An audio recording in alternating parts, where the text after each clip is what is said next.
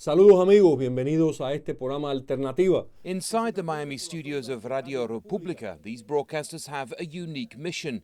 For 7 days a week via shortwave radio, they transmit to the people of Cuba and say theirs is a message of resistance. Gritan que quieren cambios. For 10 years, they've been reporting on Cuba's opposition movement. And for many here, President Obama's visit is a step in the wrong direction. What Obama is doing is not engaging Raul Castro, he's befriending Raul Castro. The policy should be divorced from Raul Castro, engaged with the Cuban resistance and the Cuban people.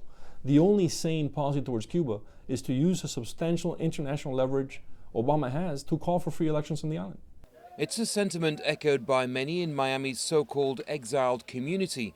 For those that came here many years ago, any move towards normalization isn't well received. Every time Raul Castro takes the microphone, he reiterates that they're not going to change this.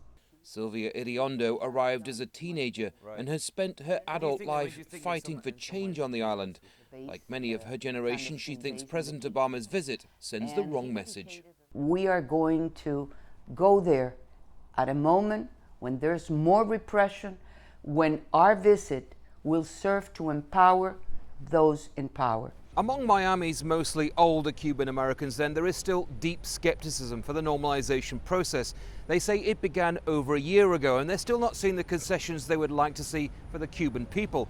But when you speak to younger Cuban Americans, mostly who were born in the United States, they view things very differently.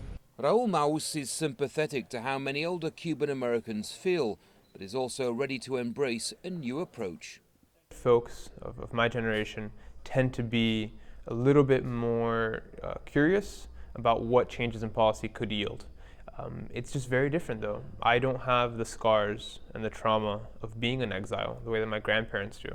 Freedom for Cuba! Ultimately, every Cuban American in Miami wants better things for the island, but it's how that's done that causes the most friction. Andy Gallagher, Al Jazeera, Miami, Florida.